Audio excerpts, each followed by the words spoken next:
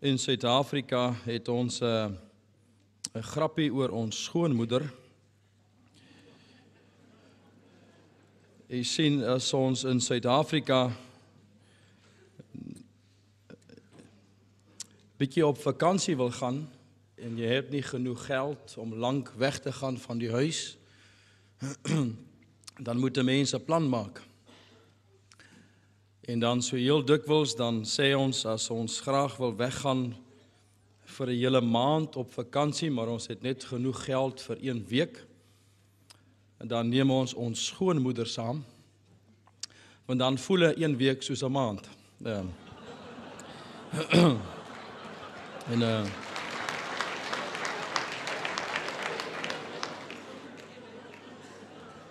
Nou, my skoonmoeder was nie in Nederland saam met my nie, maar dit was vir my verkwikkend vir my gees om hier te wees. Ek het siek geraak op die internet by my vrou, met die kussie deur die skerm, en maar die rus gister was vir my baie goed, en al die tabletjies wat ek gedrink het, en agter sit in die saal en luister na Aad van der Zande, André sy preek en Johan, dat die woord kon spoel deur my hart en deur my gees. So ek gaan huis toe môre, verkwik in my gees. Dit was vir ons 'n lange jaar, ons amper tyd vir die somervakansie. So ek is bly dat ek hier kon wees, te midde van die siekte, het die Here my gees opgetel en verkwik. En ek loof die Here daarvoor. Net 'n woord van dank vir Arjan en vir Aletta en die span van Stichting Haatkraai wat so hard gewerk het agter die skerms om dit vir ons moontlik te maak om hier te wees, ons uitgenooi het. Dis vir ons 'n voorreg om saam te wees, Dominee Johan en André en myself. En ons het wonderlike tye van gebed gehad in die kamer. En ek het een ding ontdek van Dominee André, hy snurk nie in die nag nie. En Broeder Johan wel. En maar het is hy sal verstaan, is sommer net 'n ou grappietjie. Maar hy snurk wel. Ek gaan vanaand hier gesels met u, want dit lyk my die mikrofoontjie oor die ore as ek dan beweeg, maak die woorde rond en dis meer helder vir my stem wat nog nie heeltemal reg is nie. Ek het 'n lesing vanaand vir u voorberei uit die boek van Josua om u weg te stuur. Maar terwyl ons vanaand so 'n bietjie saam gesels het in die chalet, het die groep gevoel dat ek tog oor iets anders met u moet gesels. So ek het 'n boodskap voorberei en ek het my preke leer by die huis gelos in Suid-Afrika. So ek gaan met u so 'n bietjie gesels oor wat in my hart is en ek gaan nie vir u preek nie. Tot ek voel ek kan niks meer onthou nie, stop ek. En dan sal ek oorgee vir Arjan so teen 11:30 vanaand.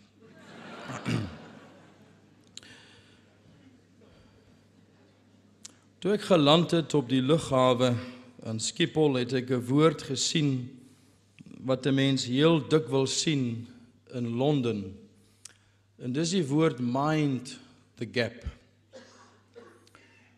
Ek het by een van die toeriste winkeltjies ook in Voorthuizen dieselfde gesien. Daar's 'n klein winkeltjie wat 'n mens noem 'n travel agent, wat jy vliegkaartjies kan bespreek. En een van die groot borde opgeplak is die woord mind the gap. Dis al wat ek kan onthou van Londen toe ek daar gaan optree as 'n mens op die trein ry, is gedurig die woord wat herhaal word op die trein, mind the gap. En die T-hempies wat die mense koop en al die goed wat geplak word op die muur. En ek wil vanaand met u gesels aan hand van Psalm 1 oor die gedagte van the gap. En dan die vraag in Engels is, how do we bridge the gap? Jy weet, so 'n tyd gelede het 'n man gearriveer in Suid-Afrika. Dit was tydens ons 2007 Haatkraai konferensie. En ek het op aanbeveling van Dr. Sammy Tippett van Amerika 'n professor genooi van Oekraïne om by ons te kom optree. Sy naam was Dr. Igor Yaramchuk. Hy is van Irpin Bybelskool in Oekraïne, dra die boodskap van gebed en herlewing swaar op sy hart. En ek het hom uitgenooi om te kom. Hy het die uitnodiging aanvaar en hy het gevlieg met KLM na Suid-Afrika. En die vliegtuig het gearriveer in die aand op Johannesburg se lughawe. En ek het gery na die lughawe om hom te gaan haal. Maar ek het gesien hoe stap die mense een na die ander verby by die arrival saal en ek sien nie vir Dr. Igor Yaramchuk nie. En ek het later gaan sit op so 'n klein bankie en sit en wag vir hom, maar is asof hy nie gekom het nie. En al die mense het later weggestap. En ek sien maar daar staan 'n man wat lyk of hy wag vir iemand. En ek stap toe na hom toe en ek vra vir wie wag hy? Hy sê hy wag vir Dr. Frans Mekaar. Ek sê ja, ek wag ook. Ek wag vir Dr. Igor Yaramchuk. Hy sê maar dit is ek. En ek kyk na hom en ek sê maar u lyk glad nie soos u foto. Want ek het nie 'n foto saam geneem nie, want ek het op die webwerf gaan kyk hoe lyk hy. En ek het die foto in my hart gegrafeer en ek het gedink ek sal hom herken op die lughawe, want dis maar 'n gewone gesig. Toe sê ja, maar die webwerf is nog nie opgedateer. Dis my naam wat daar geskrywe staan, maar nog die foto van my vader.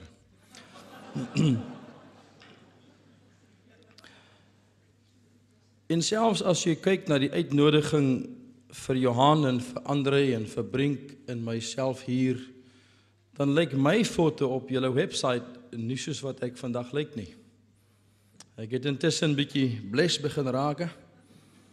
Ek het 'n appelbuitjie bygekry en grys geraak, bietjie plooie bygekry, maar die naam onder die foto op die webwerf is nog my naam, maar ek lyk nie meer dieselfde. En ek wil vanaand met u so 'n bietjie gesels oor dit ter inleiding voordat ons kom by Psalm 1.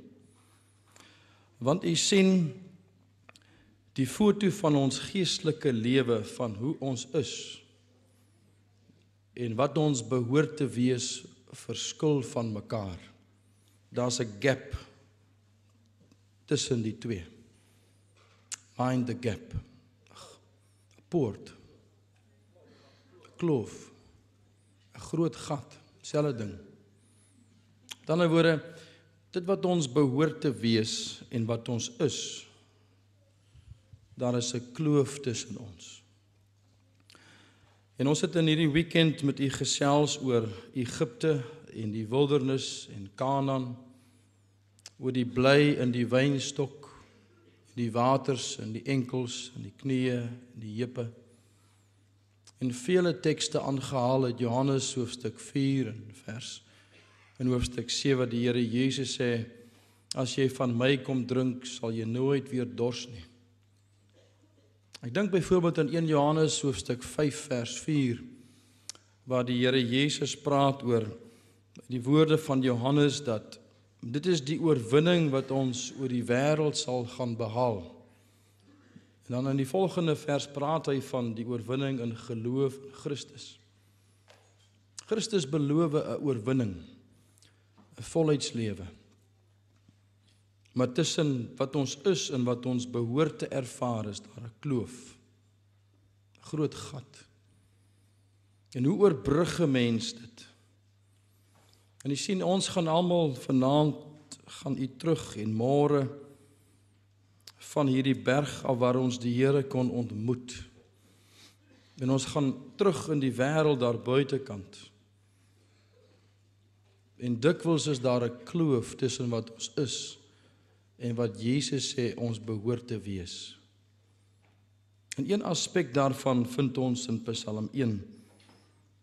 Welgeluksalig, vers 1, is die man wat nie wandel in die raad van die goddelose, wat nie staan op die weg van die sondaar, en nie sit in die kring van die spotter, maar sy behaag is in die wet van die Here. Hy oordink sy wet dag en nag. Hy sal wees soos 'n boom wat geplant is by waterstrome, wie se blare nie verwelk nie, wat vrugte gee op sy tyd. En alles wat hy doen, sê die skrif, voer hy voorspoedig uit. Psalm 1 in vers 1 is dit 'n beeld van goddeloosheid en sondaars en spotters. In vers 2 praat hy van die geheim, die wet, bepeinsing. Een van die woorde wat die woord oordink verduidelik is die woord om te ham. En baie van die sangers maak gebruik van dit om te ham. In ander woorde is om te sing in jou keel, so. Terwyl ek saam met André getoer het hy van tyd tot tyd gesing in die kamer.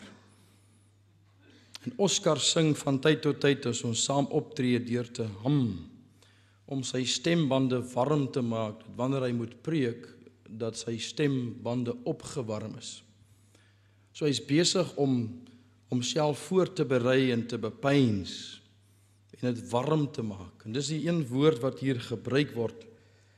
En dan sê hy, sal hy in vers 3 wees soos 'n boom wat geplant is by waterstrome en vrugte gee op sy tyd. Jy sien, dis 'n beeld van goddeloosheid. En dan spring hy na volwassenheid en vrugte en geestelike seëninge en oorwinninge en alles wat 'n mens doen is voorspoedig. In die binnekant is daar in baie mense se lewens 'n kloof. Ons wil graag volwasse wees. Ons wil graag suksesvol wees. Ons wil graag vrugte dra. Ons wil graag in oorwinning leef. Ons wil graag in die rus van die Here ingaan. Ons wil meer krag en geloof hê in ons gebedslewe. Ons wil dieper gaan saam met die Here in die waters wat vloei vanuit die tempel. Ons wil nie stil staan by enkels en by die knieë en by die heupe soos wat Johan gesê het nie, maar ons wil swem. Ons wil deur God gebruik word as sy instrumente. Maar daar is 'n kloof tussen wat ons kan wees en wil wees en God sê ons moet wees en waar ons so dikwels is. En hoe oorbrug ons die kloof? En daar's verskeie maniere en ek wil vanaand net met u gesels oor een.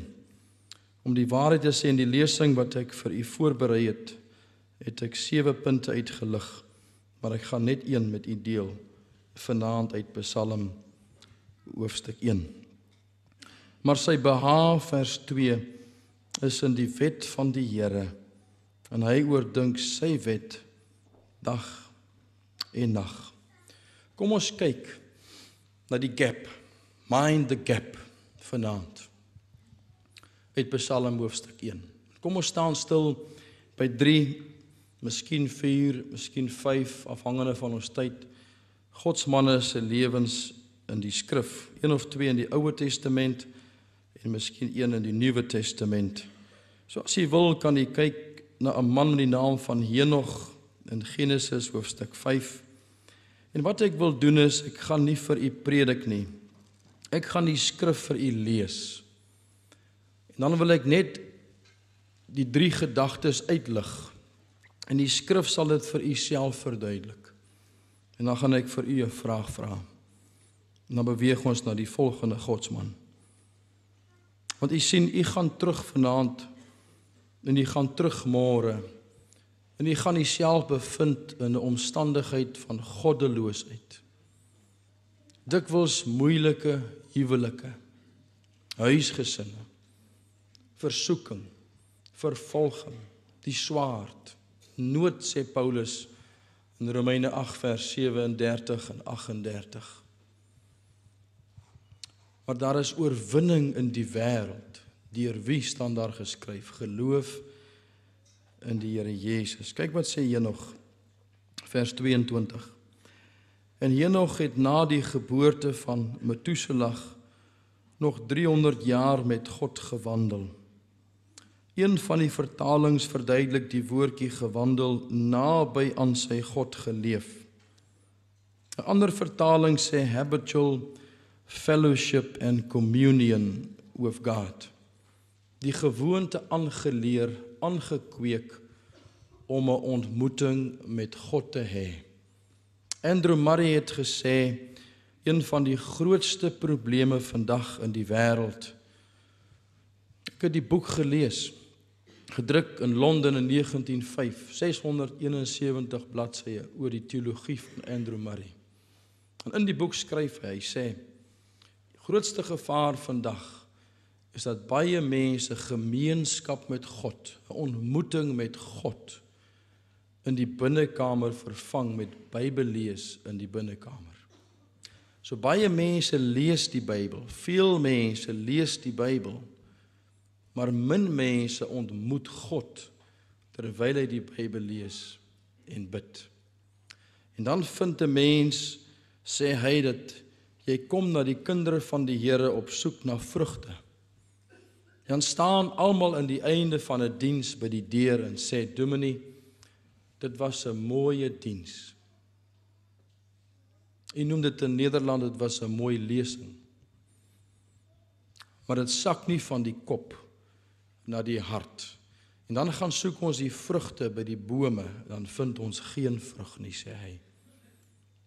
Want die probleem is, mense vervang Bybel lees met gemeenskap met God. Nou kom ons blaai na Judas aan die einde van die Bybel. Dis die laaste boek, net voordat die boek Openbaring, 'n aangrypende gedeelte, as hy praat van Judas. Hy begin by vers 3, dan praat hy van goddelose en valse leraars, vanaf vers 3. Maar vanaf vers 14 lees ons van Henog. En hy sê Henog, die 7de van Adam, het ook teen hulle geprofeteer. Nou dis die mense van vers 3 tot vers 13, die goddelose mense. Hy praat teen hulle, sê, kyk, die Here het gekom met sy heilige 10.000-talle, om gerig te hou oor almal, en al die goddelose mense onder hulle te straf, oor al hulle goddelose werke wat hulle goddelooslik gedoen het, oor al die harde woorde wat die goddelose sondaars teen God gespreek het. Hulle is murmureerders wat oor 'n lot kla. Hulle wandel volgens hulle begeerlikhede. Hulle mond spreek trotse woorde. Hulle vlei mense net ter wille van voordeel. Jy sien, Henog bevind hom in Psalm 1 vers 1. Die meeste van u gaan môre terug en studeer by 'n universiteit of gaan werk in u baan of bedryf in 'n wêreld daar buitekant, omring deur goddeloosheid. My dogter sê vir my pappa, in 'n Christelike skool wat ek myself bevind, hoor ek elke dag meer as 100 keer vloekwoorde tussen die klasse as hulle stap. En die woorde slaan vas as 'n Christen. Sy bevind haar omring deur goddelose mense.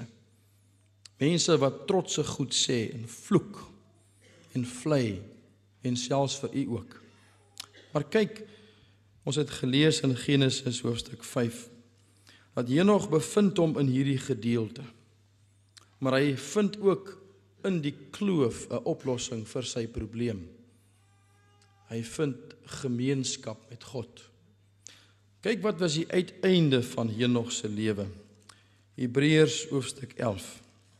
Wat was Psalm 1 vers 3 van Henog se lewe? Baie bekende gedeelte, wat daar geskrywe staan in vers 5. En deur die geloof is Henog weggeneem om die dood nie te sien nie. En hy is nie gevind nie, omdat God hom weggeneem het. Maar voor sy wegneming het hy die getuienis ontvang in sy hart dat hy God behaag het. God sê, jy behaag my. Jy maak my gelukkig.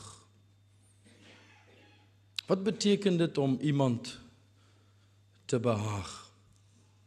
Om iemand gelukkig te maak?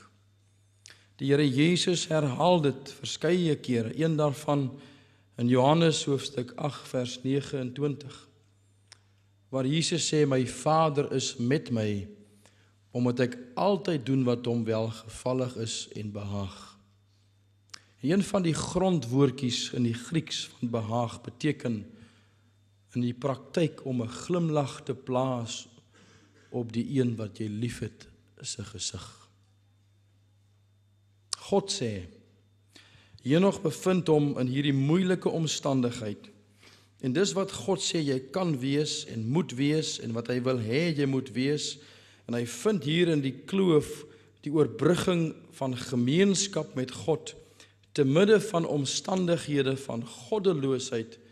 En God sê jy leef in 'n tyd soos vandag en jy plaas 'n glimlag op my gesig. Kan ek vanaand vir u 'n vraag vra? Het God al vir jou gesê, jy plaas 'n glimlag op my gesig? Jy sal sê, maar dis tog nie moontlik om so te leef nie. Ek meen, kyk hoe lyk die kennisgewingborde, kyk hoe lyk die televisies. Ek weet die meeste van u kyk nie televisie nie, maar u kyk internet. En vir my is daar nie 'n verskil tussen die twee nie. Want die gemiddelde tyd in Nederland op die internet is 5 ure. Vir ons in Suid-Afrika is dit 1 uur, miskien 2 ure per dag. Dit help nie, u hou die televisie weg en u is verslaaf aan die internet nie. Het God al vir u gesê, jy behaag my? Jy sien hier nog, het die gap oorgespring, die kloof.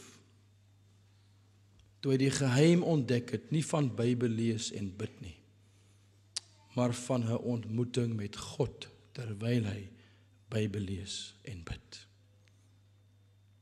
Hy het net een ding gehad, en dit is geloof. Wat het u? U het Stichting Haatkraai, u het 'n Bybel om te lees, psalms en gesange om te sing, u het die Johannes Heer sangbundel, u DVD's en CD's, ons het die websites, ons het letterlik alles. En weet u wat? Ons het die beste. Ons het die Here Jesus in sy volheid in jou hart as kind van God. Die Vader, die Seun, die Heilige Gees, as Christus in jou hart kom woon hy in sy volheid in jou hart. Dan bring hy sy Gees ook saam. Gods Gees. In ons en by ons. Dit is moontlik vir u môre om te begin leef daar buitekant in die wêreld en 'n glimlag te plaas op die gesig van u Here en myne. As ons die geheim ontdek om hierdie poort tussen wat ons is en wat ons behoort te wees te oorbrug. Om die gap te mind.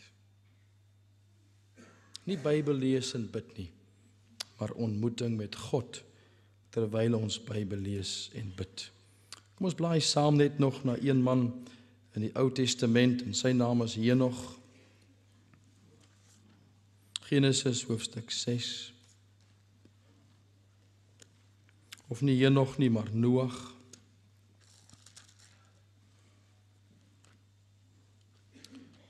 Kyk wat staan geskrywe in Genesis hoofstuk 6 oor Noag se lewe.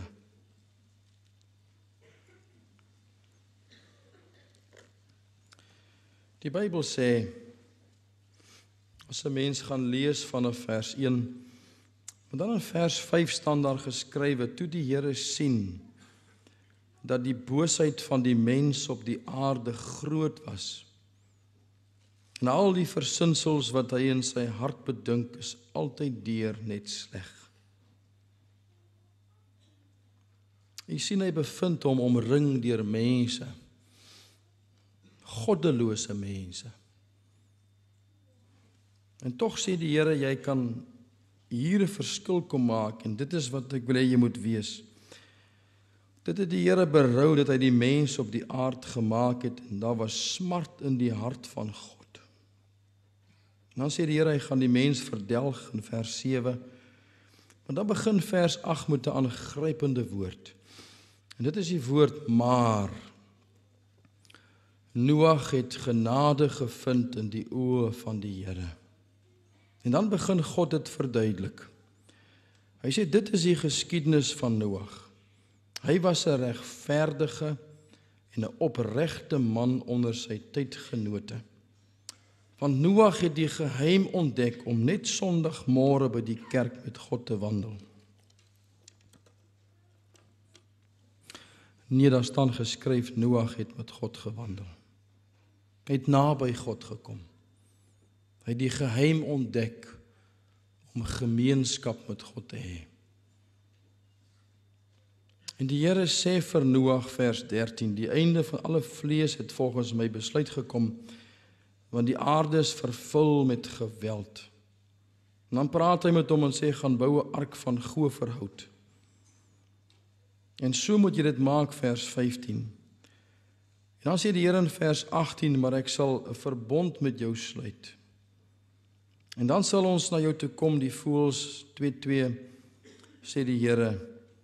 En dan staan daar in vers 22 geskrywe, en Noag het dit gedoen, net soos God hom beveel het, so het hy gedoen. Dan hoofstuk 7 vers 1. Daarna sê die Here vir Noag, gaan in die ark jy en jou hele huisgesin, want jou het ek regverdig bevind voor my aangesig in die geslag. Vers 5, en Noag het gedoen soos die Here hom beveel het. Vers 9, soos God Noag beveel het. Vers 16, soos God hom beveel het. Jy sien, Noag leef in vers 1 van Psalm 1, goddeloosheid. Hy is in die kant. En God sê, jy moet in die kant wees, al die volheid, in die ander kant van die Jordaanrivier, die land van Kanaan, die beloofde land, die geestelike seëninge wat God in gedagte het. Maar tussen daar en hier is daar 'n kloof. En Noag vind die brug in die kloof deur gemeenskap met God. Kyk wat sê die Here vir Noag. 3 dinge. Hy sê ek het jou regverdig bevind voor my aangesig. Waar is die aangesig van God? As jy in die Bybel praat van die hemelse teenwoordigheid van God. Die Bybel praat van sy blywende teenwoordigheid hier op aarde. Die Here praat van sy alomteenwoordigheid in die skrif. God praat van sy gekultiveerde teenwoordigheid vir 'n tyd. En die Here praat van 'n gemanifesteerde teenwoordigheid van God soos in tye van herlewing, 'n verhoogde belewenis en 'n ervaring van wat ek noem die Immanuel faktor, God met ons. So hy is daar bo in die hemel, hy is op die aarde blywend, hy is alomteenwoordig, hy is deur Christus Immanuel in ons, en dan in tye van herlewing maak die Here sy teenwoordigheid bekend in 'n hele gemeenskap soos 'n wolkkolom wat hang oor 'n gebied. So waar is die aangesig van God? Dis in die hemel. Die Here kyk vanaf die hemel na die mense kinders op aarde, Psalm 33, en kyk wat ons doen. John Wesley se maat vir hom gesê, my kind, jy moet tog versigtig leef met God, want God sien elke sekonde van die dag wat jy doen. Maar waar is die aangesig van God? In die praktyk. Jy sien, as jy vir Jesus ontmoet as verlosser en saligmaker, ontvang jy Immanuel, God met jou. Christus in jou hart deur sy Gees. So waar is die aangesig van Christus? Dis in jou hart. Dis langs jou deur sy Gees. Want dis wat Jesus gesê het. Met ander woorde, ons leef elke oomblik van die dag voor die aangesig van God. Nou sê die Here vir Abraham in hoofstuk 17 van Genesis, wandel voor my aangesig en dan sal jy opreg wees. God sê, Noag was regverdig en opreg. Hy het met my reg gelewe. Jy sien, Jesus deur sy Gees is langs my en binnekant my. En as ek met my vroutjie praat by die huis, dan praat ek met Jesus in my vroutjie. Want Christus is mos ook in haar. So al beleef ek dan die Christus wat in die hemel is, en Christus wat deur sy Gees in my hart en langs my staan nie, moet ek my gedagtes daarop begin rig dat Christus ook in my vrou en ook in my kinders is by die huis en ook my vader en my moeder en al my vriende en kollegas en ek staan voor die aangesig van God. En niks wat u doen en wat ek doen kan ons wegsteek nie. Niks nie. Die skerm op die rekenaar steek ons weg vir die vrou en die kind by die huis. Maar Jesus is in jou, hy kyk saam met jou daarna. Hy hoor die gesprekke wat ons voer. Hy sien hoe praat ons met ons kinders en ons vriende en familie. Die plekke wat ons besoek.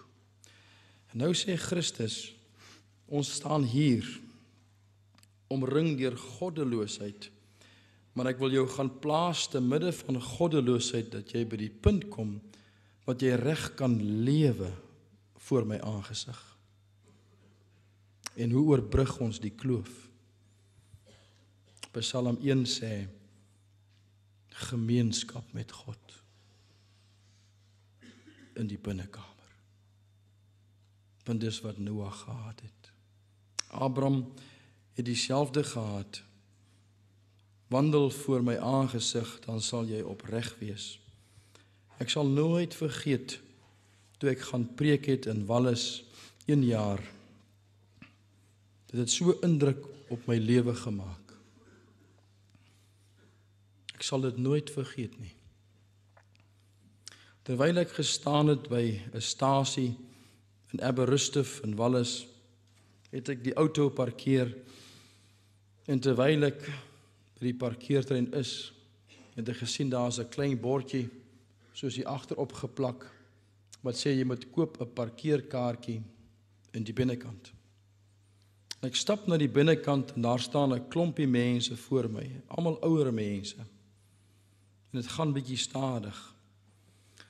En al wat ek wil doen is ek wil net gaan geld trek by die masjien, by die outomaat, vir brandstof vir my kar. En ek sien die ry gaan stadig en ek stap uit na buitekant en ek stap weer terug en ek staan maar in die ry. En toe ek uiteindelik daar voorkom na 'n halfuur se staan, toe vra ek vir die man, ek soek 'n parkeerkaartjie.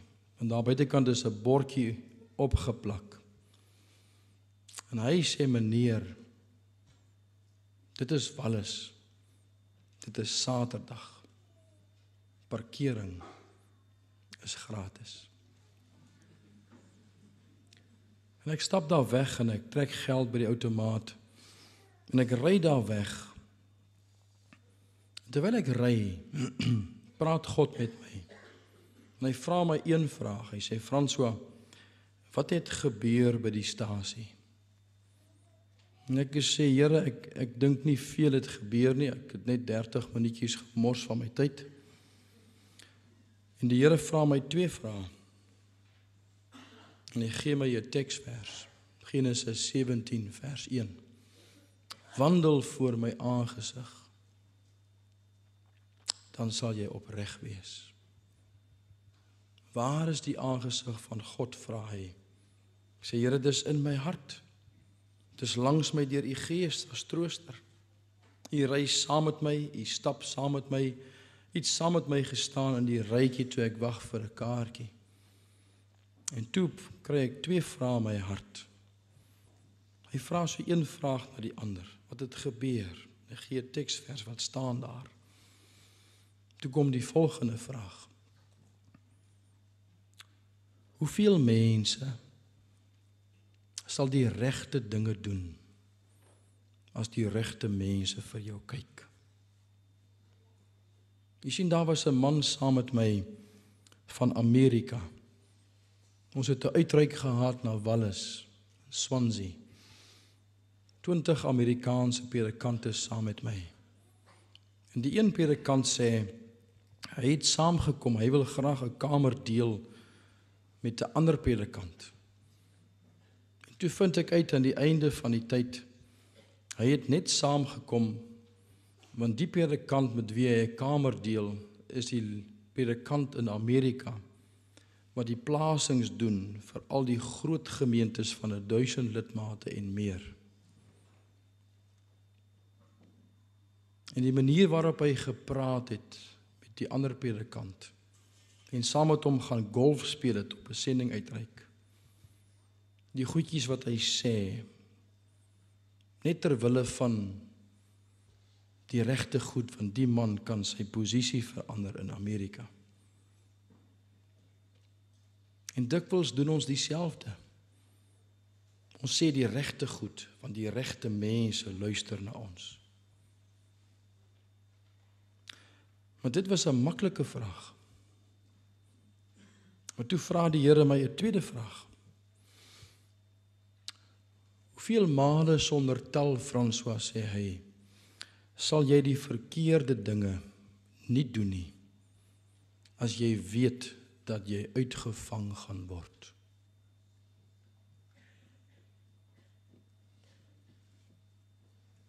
Dink 'n bietjie daaroor.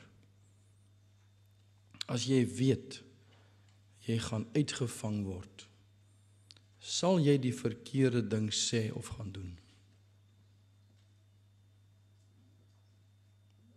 Maar ons besef nie, ons is klaar uitgevang. Want die aangesig van God is in jou hart en langs jou. En nou sê die Here, een manier om van hierdie kant van die kloof te kom na die ander kant, waar jy reg kan leef in die volheid voor die aangesig van God elke oomblik van die dag, is 'n ontmoeting met God in die binnekamer.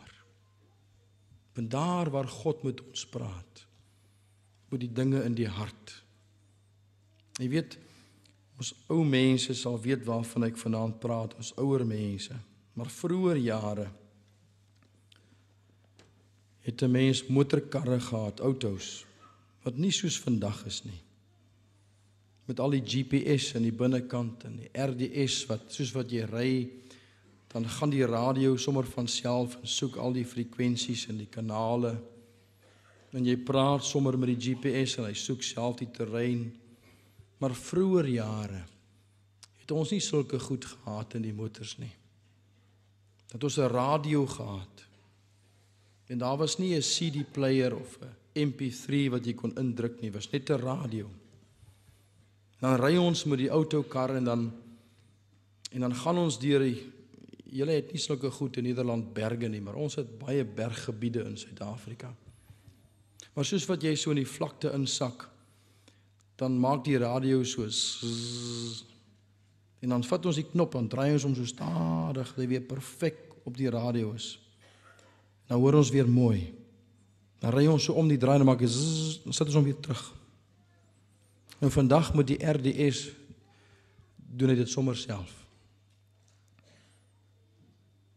In die binnekamer, sê God, wanneer jy voor my aangesig kom stil word, dan kan ek met jou praat oor goed wat zzz in jou lewe. Dat jy weer opreg kan wees, regverdig voor my aangesig. Hoe gaan jy weet of jy reg leef voor God, as jy nie 'n ontmoeting met God het in die binnekamer nie?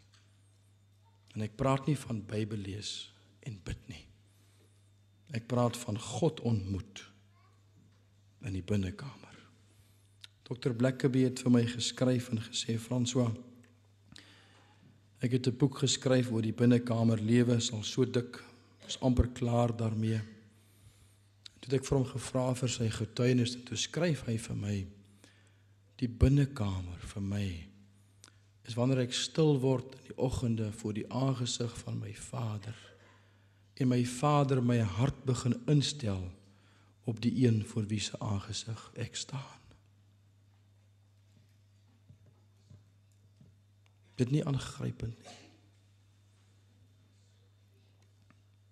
Die volk staan op die rand van die Jordaanrivier. Hulle kyk na die beloofde land. God het die land klaar vir hulle gegee. In Genesis hoofstuk 3 toe hy vir Moses geroep het. Genesis hoofstuk 13 of Exodus hoofstuk 3. Dis klaar gegee. Maar hulle moes oor die Jordaanrivier gaan. Hulle moes die kloof en die poort oorsteek. Hoe gaan u groei geestelik van enkeldiep na kniediep, na heupdiep, na swemdiep in die waters van die lewe? Is wanneer ons stil word voor die aangesig van God en 'n ontmoeting het met die Here in die binnekamer. Wat het Noag gehad? Net geloof. Wat het u vanaand? Iets stigting Hartkraai. Iets musiek wat ons speel. Ons het boeke om te lees. Ons ontvang elke dag 'n teksvers op die mobiele foontjie. Ons het televisieprogramme en DVD's en artikels. En ons het die beste van alles. Jesus in jou en by jou. En die krag van die Gees in jou en by jou. Maar dan sê die Here, ons moet die kloof begin oorsteek. Van goddeloosheid na volwassenheid. En die kloof word oorgesteek in die binnekant, deur nie Bybel te lees en te bid nie. Maar ontmoeting hê met God, terwyl ons Bybel lees en bid. Kom ek sluit af, dan vra ek vir die twee vrae. Sê vir my, is daar vanaand in u hart 'n diepe behoefte en 'n begeerte, dat God sal afkyk vanuit die hemel, te midde van 'n goddelose geslag, en kyk na jou, en kyk na my, en sê, François, jy plaas 'n glimlag op my gesig, want jy die geheim ontdek, om my te ontmoet in die binnekamer. Of afkyk soos Noag, voor my aangesig leef jy reg. Voor die aangesig van my vrou leef ek reg. Jy sien, my vrou vra my moeilike vrae as ek by die huis kom. Sy vra vir my, wat maak jy met al die versoekings wat oor jou pad kom? Wat jy sien op die kennisgewingborde, in die koerante en tydskrifte op lughawens. En dan moet ek haar eerlik antwoord, want ek staan voor my vrou, nee, ek staan voor Christus in my vrou voor sy aangesig. En ek kan nie vir God lieg nie. Het jy vanaand 'n begeerte, dat God na jou sal kyk en sê, my kind, jy plaas 'n glimlag, jy's reg met my. En is jy gewillig om die prys daarvoor te betaal, om die kloof te oorbrug, die poort? En daar's nie 'n maklike metode nie. Noag het die geheim ontdek van leef voor die aangesig van die Here, maar daarmee saam 'n fyn gedagtetjie, deur net so te gaan doen soos God gesê het. Jy sien, wanneer God praat God nie omdat hy niks anders het om te sê nie. Hy praat altyd met 'n doel. En wanneer hy in jou woon en langs jou staan deur sy Gees, stap hy saam met ons die pad en hy praat met ons. Hy bring 'n onrustigheid in die hart. Hy bring 'n oortuiging van sonde. Hy gee opdrag van iets wat jy moet gaan doen. En Noag het net so gaan doen soos God gesê het. Maar weet jy wat doen u en ek? Ons probeer verduidelik, teologies, praat, en dan raak dit ongehoorsaamheid. En dis die prys. 'n Ontmoeting met God in die binnekamer, om sy stem te hoor, en dan te gaan doen net soos wat hy gesê het. Jesus vertel daarvan in Jesaja hoofstuk 50. Hy sê, die môre het ek die stem van my Vader gehoor. Gaan lees maar Jesaja 50 vanaf vers 4. En die môre het my Vader my ore oopgemaak om te luister soos 'n student. En ek was hom nie ongehoorsaam nie. Een môre staan die Vader voor Christus en sê, my kind, jy moet die lam gaan word wat geslag moet word vir François. En Jesus sê, ek het vir my Vader gesê, ja. Lep Shema. Wat sou gebeur het as Christus gesê het nee? Dan was u nie vanaand hier nie. Maar hy het gesê ja. Daar in die binnekamer kan ons die stem van ons Vader hoor en kan ons sê ja. En uitstap in 'n wêreld daar buitekant en gaan vrug dra. En volwasse word in alles wat ons doen. Jy sien, ons is hier. En môre gaan u in 'n wêreld in van goddeloosheid. Maar Christus sê, gaan dra vrug, my beelddraer, my verteenwoordiger. Gaan hardloop die Christelike wedloop. Maar mind the gap. Die poort word net opgevul deur 'n ontmoeting met hom in die binnekamer. Kom ons bid saam.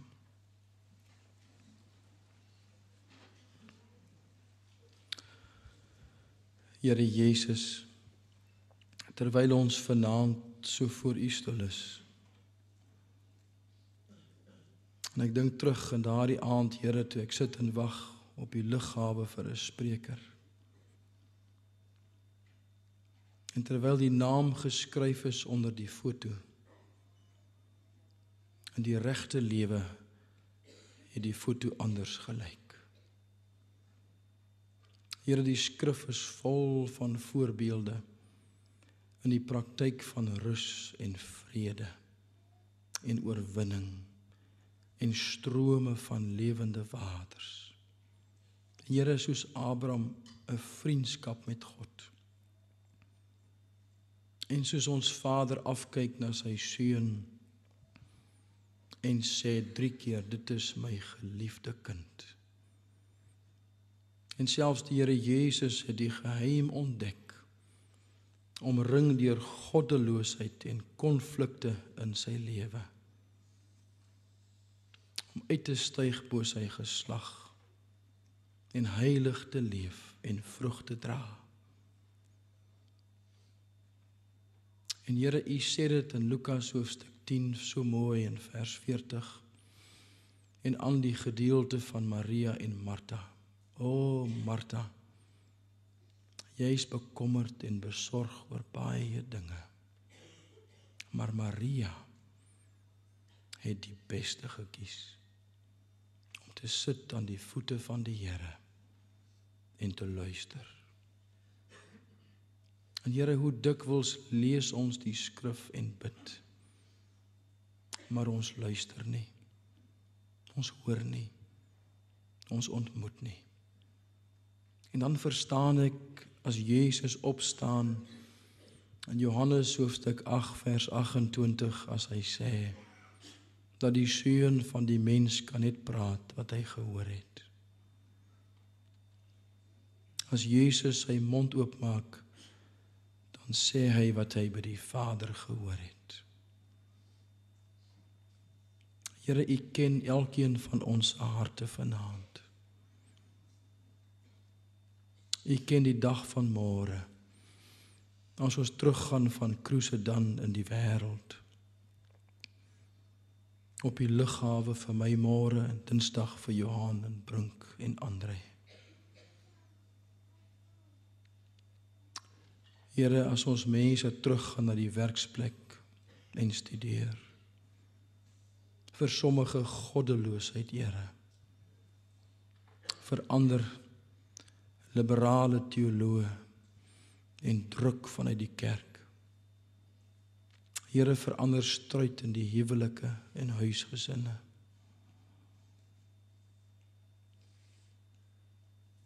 Elkeen van ons, Here, Psalm 1, vers 1.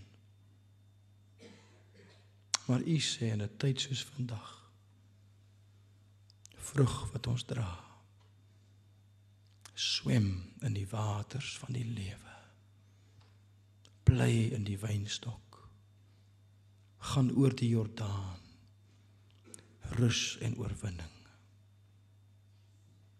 Maar dan moet ons die gap, ons moet die groot poort en die kloof, Here, oorbrug. En U self het vir ons gewys, U sit aan die voete van U Vader, en U luister, en U gehoorsaam. Here, hoeveel te meer nie ons vanaand, wat nie eers die seun van God is nie, maar Here, die wonder van U in ons en by ons maak dit moontlik. As ons gewillig sal wees, Here, om die beste te kies, om Christus te ontmoet, terwyl ons stil word met Bybellees en bid. Dankie vir U liefde vir ons, Here. U weet van ander dinge wat ons moet doen om die kloof te oorwin. Daar's van ons mense vanaand hier, Here, wat staan in die wildernis, wat 'n stap in die geloof moet neem. Here, om in die beloofde land in te gaan. Daar's nog van ons mense vanaand wat in Egipte sit, Here, wat nog die kloof moet oorbrug, om in Christus geborge te wees. Here, as ons môre weggaan, leer ons die geheim, Here, die geheim van sukses. Nie Bybel lees en bid nie, maar 'n ontmoeting met U, terwyl ons Bybel lees en bid. Want dan sal dit ons harte daarop rig en bevestig, Here, om in die geloof te kyk na die een wat in ons en langs ons staan, en daar is 'n glimlag op sy gesig.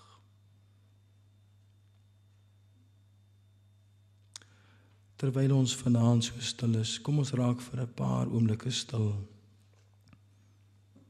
Ek het vir jou 'n vraag gevra. Is daar 'n behoefte in jou hart dat God dit van jou sal sê? En is jy gewillig om tyd te maak vir God in jou besige program en 'n ontmoeting met die Here te hê en te luister na sy stem en te gehoorsaam? Want dit is die prys. En as jy dit vir die Here wil sê, kom ons buig voor die Here in stil gebed. En net daar waar jy sit en sê, Here, ek is gewillig. En ek wil myself verbind in my hart om nie net my Bybel te lees en te bid nie, maar om my hart oop te stel en te luister, U stem te hoor en te gehoorsaam. Dat ek kan oorgaan van vers 1 tot vers 3 van Psalm hoofstuk 1. Kom ons raak stil. Net daar waar jy sit, dan praat jy met die Here. En na so 'n paar oomblikke dan sal Arjan kom en vir ons afsluit in gebed en die res van die aand vir ons voorgaan.